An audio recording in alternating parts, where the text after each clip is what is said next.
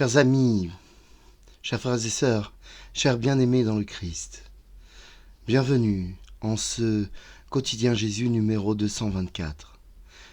Aujourd'hui, nous sommes dans la solennité du Sacré-Cœur de Jésus. Nous fêtons le Sacré-Cœur de Jésus qui nous a été offert. Soyons dans la joie, soyons dans l'allégresse en ce mois de juin qui voit arriver les jours meilleurs, les jours où il fait bon, et les jours de la résurrection.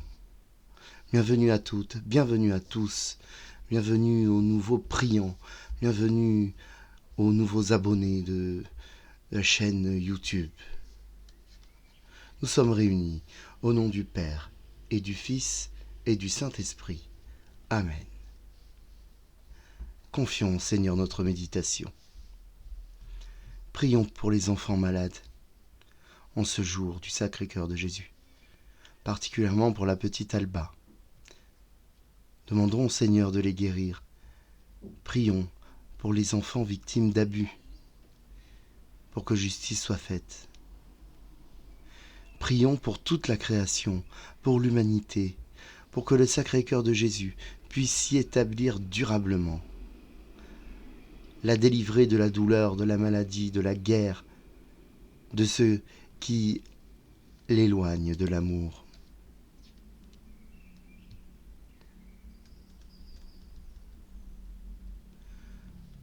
Ô Sacré-Cœur de Jésus, pardonne nos péchés dans ta grande miséricorde. Ô Sacré-Cœur de Jésus, viens habiter en nous, fais-y ta demeure.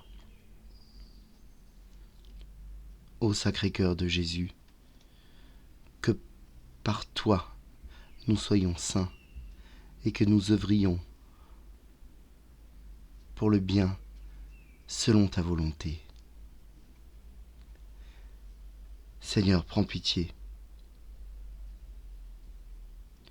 Ô Christ, prends pitié. Seigneur, prends pitié.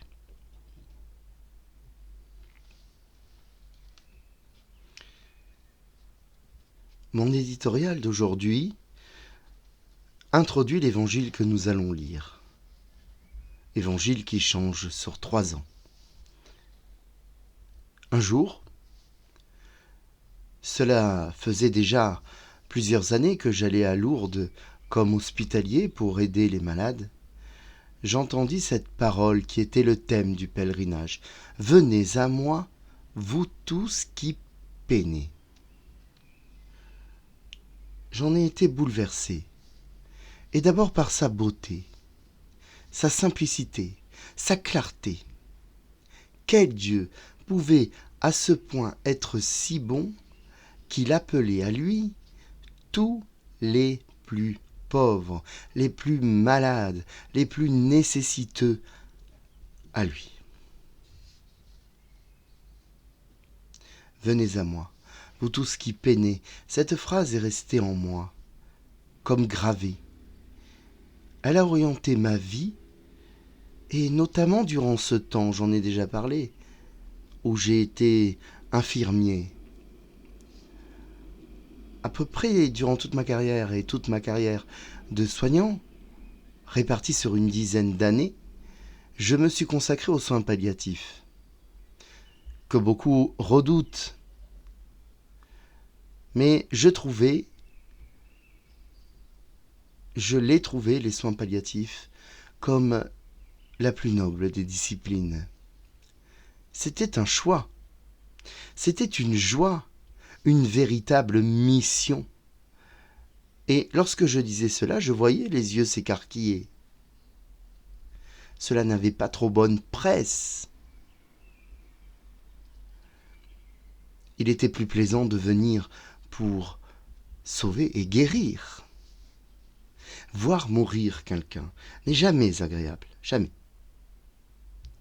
Mais participer à ce que cette mort soit la plus belle possible, c'est très gratifiant. Il était très rare, une fois que la personne avait rejoint le Père, que les familles se manifestent à nous. Il ne s'agissait pas d'impolitesse, mais il y a le temps du soin et il y a le temps du deuil. Un temps pour tout, comme le dit l'Ecclésiaste. Je n'ai jamais souffert de cette non-suite, car en vérité, celui qui traversait cette étape dans la plus grande dignité, le mourant, c'est lui qui nous récompensait. Je ne peux pas compter tous les morts que j'ai vus, mais je peux dire que j'ai beaucoup reçu. Quand je me permets de parler de l'euthanasie, je le fais parce que je sais de quoi je parle. Et je sais aussi que les soins palliatifs sont capables, avec du temps, des moyens et beaucoup d'amour, de rendre la mort moins pénible et d'y aller naturellement. Toujours cette phrase, venez à moi, vous tous qui peinez. J'ai cru que j'étais un outil de Dieu. Puis j'ai compris que c'est moi qui l'appelais. Comme saint Paul.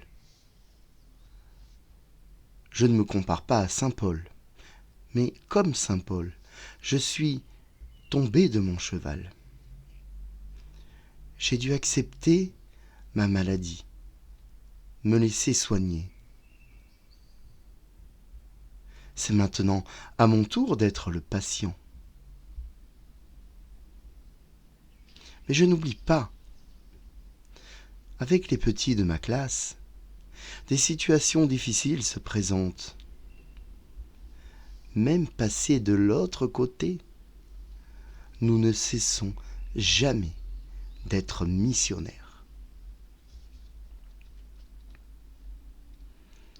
La liturgie d'aujourd'hui est très fertile et très riche.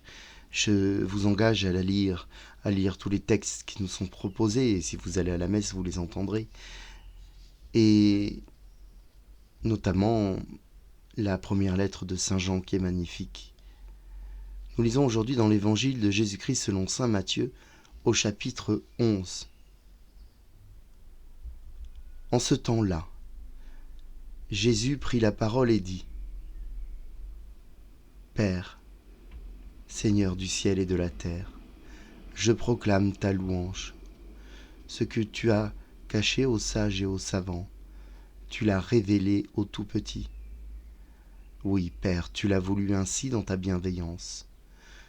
Tout m'a été remis par mon Père.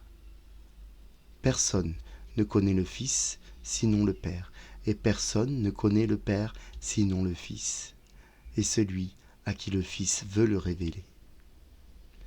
Venez à moi, vous tous qui peinez sous le poids du fardeau, et moi, je vous procurerai le repos. Prenez sur vous mon joug, devenez mes disciples, car je suis doux et humble de cœur, et vous trouverez le repos pour votre âme.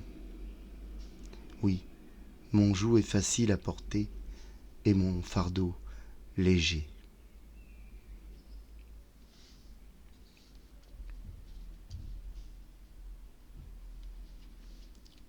Nous acclamons ta parole. Louange à toi, Seigneur Jésus.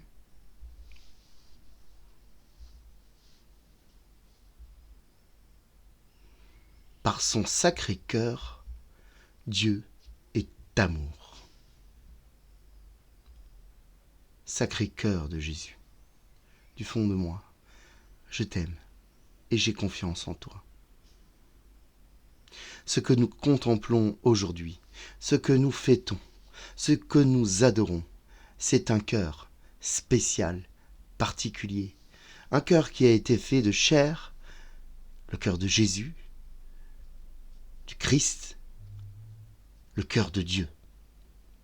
Le cœur de Jésus est un cœur sacré, un cœur sanctifié et transcendant, qui a aimé le monde jusqu'à en mourir et qui continue aujourd'hui encore à nous aimer.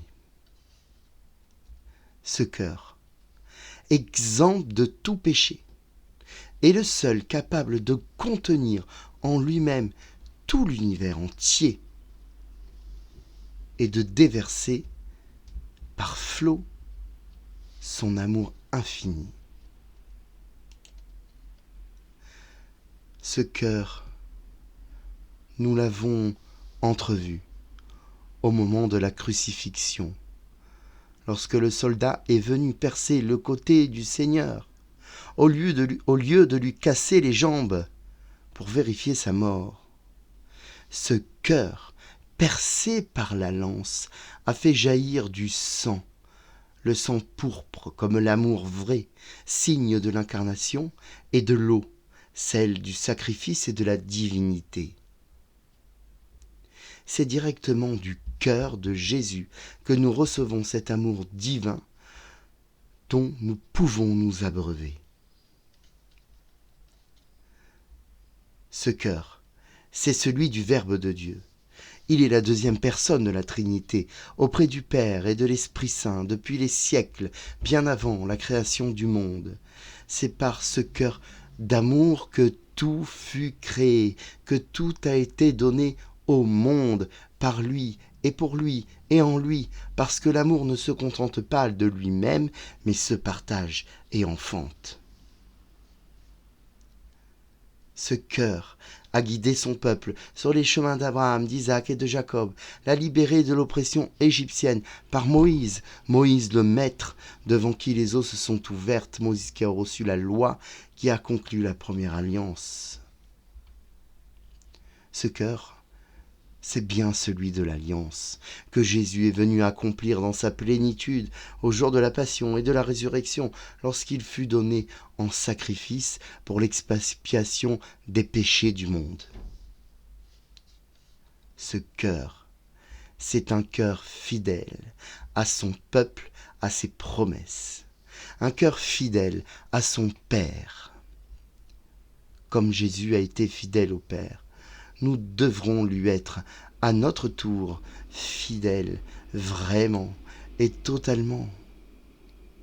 Car lui, il l'est, fidèle, à chaque prière, lorsque nous le supplions et l'implorons.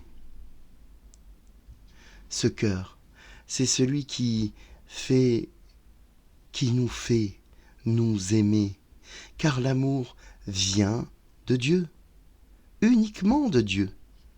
Aussi, parce qu'il nous aime et qu'il nous a aimés jusqu'à en mourir, Jésus nous commande, lui, le ressuscité, lui qui a vaincu la mort, de continuer à nous aimer les uns les autres, car c'est à la façon dont nous nous aimons qu'on nous reconnaîtra. Ce cœur s'est donné à l'univers entier.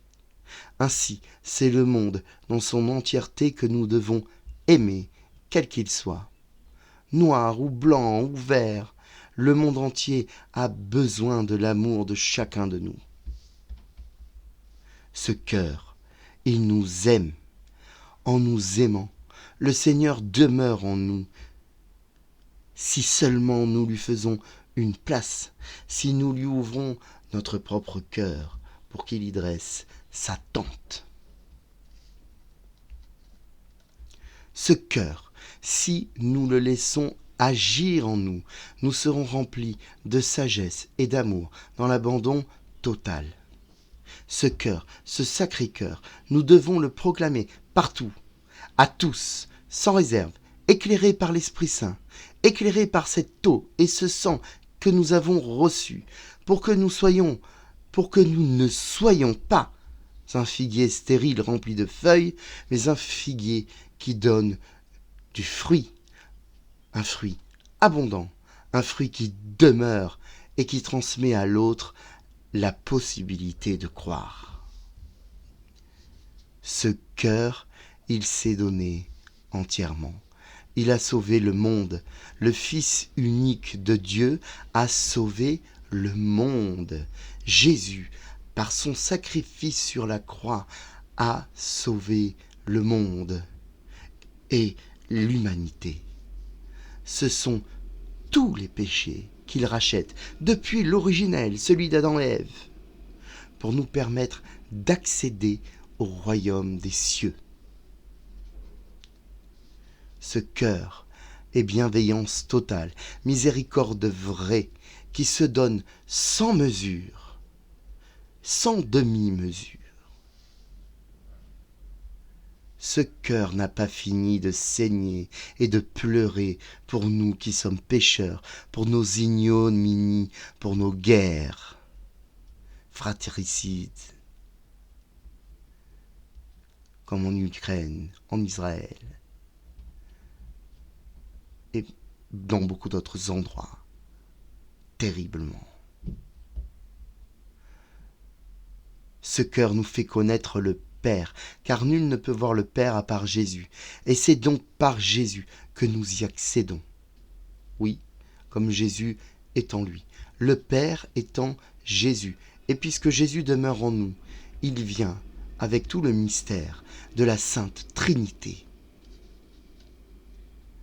Ce cœur, il est ouvert et immensément grand. Il accueille tous ceux qui peinent, ceux qui souffrent dans leur corps et dans leur cœur, dans leur âme. Ce cœur est salvateur. Il procure le repos.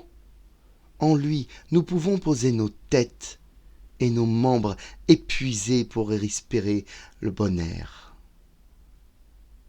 Ce cœur est un océan de bonheur, parce qu'il est doux et humble de cœur, le Christ, et qu'il n'y a pas en lui l'once d'un seul désir de faire le mal, mais au contraire celui de nous accueillir comme des petits enfants sur ses genoux.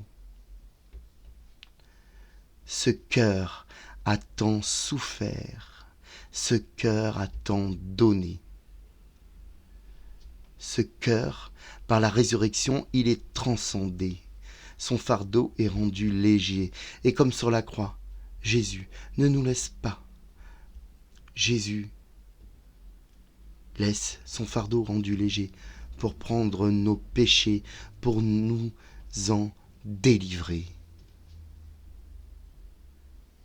Le Sacré-Cœur de Jésus, c'est tous les jours, toutes les heures, toutes les minutes, toutes les secondes, toutes les fractions de secondes que nous devons le fêter, que nous devons l'aimer, que nous devons l'adorer, que nous devons le prier, que nous devons le proclamer, que nous devons l'accueillir. Amen.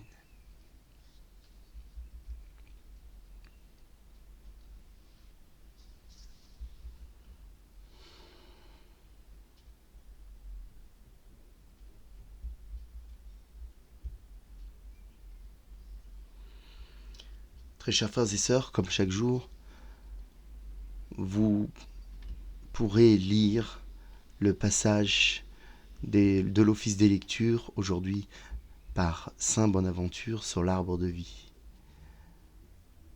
Aujourd'hui, je ne vous le lis pas car j'aimerais prier avec vous la litanie au Sacré-Cœur de Jésus. Seigneur, prends pitié. Ô Christ, prends pitié. Seigneur, prends pitié. Père céleste qui est cieux, prends pitié de nous. Fils rédempteur du Père, rédempteur du monde, qui est Dieu, prends pitié de nous. Esprit Saint qui est Dieu, prends pitié de nous. Sainte Trinité qui est un seul Dieu, prends pitié de nous. Jésus, écoute-nous. Jésus, exauce-nous. Cœur de Jésus, Père, Fils du Père éternel, prends pitié de nous. Cœur de Jésus, formé par le Saint-Esprit dans le sein de la Vierge Marie, prends pitié de nous. Cœur de Jésus, uni substantiellement au Verbe de Dieu, prends pitié de nous. Cœur de Jésus, maison de Dieu et porte du ciel, prends pitié de nous. Cœur de Jésus, sanctuaire de la justice et de l'amour, prends pitié de nous. Cœur de Jésus, plein d'amour et de bonté, prends pitié de nous.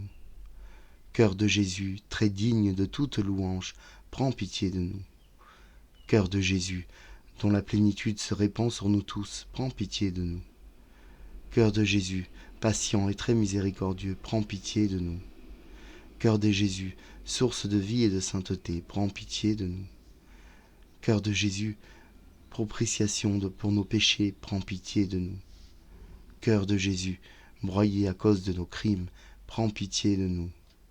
Cœur de Jésus, obéissant jusqu'à la mort, prends pitié de nous. Cœur de Jésus, percé par la lance, prends pitié de nous. Cœur de Jésus, source de toute consolation, prends pitié de nous. Cœur de Jésus, notre vie et notre résurrection, prends pitié de nous. Cœur de Jésus, notre paix et notre réconciliation, prends pitié de nous. Cœur de Jésus, salut de ceux qui espèrent en toi, prends pitié de nous. Cœur de Jésus, espérance de ceux qui meurent en toi, prends pitié de nous. Cœur de Jésus, délice de tous les saints, prends pitié de nous. Agneau de Dieu, qui efface les péchés du monde, pardonne-nous, Seigneur.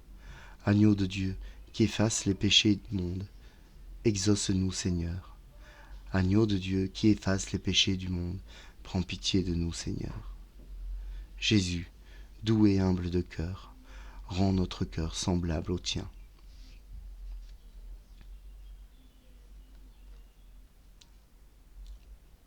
Prions.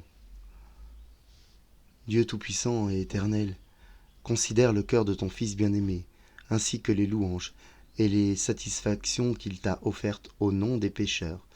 À ceux qui t'implorent, dans ta miséricorde, accorde avec bienveillance le pardon au nom de ce même Jésus-Christ, ton Fils, notre Seigneur et notre Dieu, qui règne avec toi dans l'unité du Saint-Esprit pour les siècles des siècles. Amen.